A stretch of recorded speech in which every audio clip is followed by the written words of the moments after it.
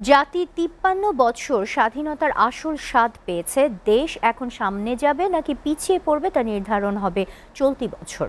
রাজধানীতে ইমাম খতিব সম্মেলনে জামায়াতে ইসলামের সেক্রেটারি জেনারেল মিয়া গোলাম পরওয়ার এ মন্তব্য করেছেন। অনুষ্ঠানে জামায়াতের আমির ডাক্তার শফিকুর রহমান বলেছেন, সকল বিভেদ ভুলে ওলামারা একসাথে হলে দেশে শান্তি সমাজ প্রতিষ্ঠিত হবে। ইসমাইল সর্দারের প্রতিবেদন।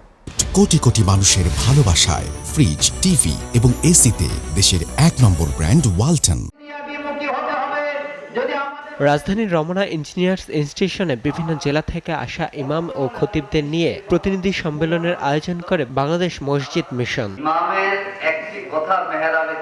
অনুষ্ঠানে জামায়াতে ইসলামের বিভিন্ন পর্যায়ের নেতারা বক্তব্য দেন। দলের সেক্রেটারি জেনারেল বলেন, জুলাই বিপ্লব জাতির সামনে মহা সুযোগ এনে দিয়েছে।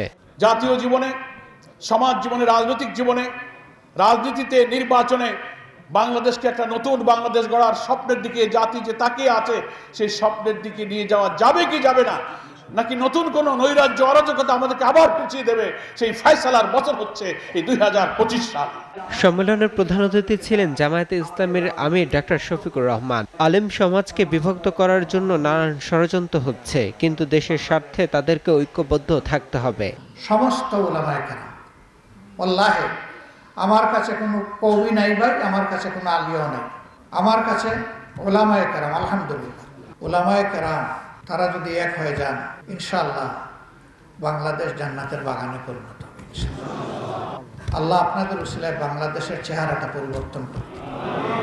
তিনি আশা প্রকাশ করেন, আগামীতে সমাজের নেতৃত্ব আলেম ওলামাদের হাতেই থাকবে।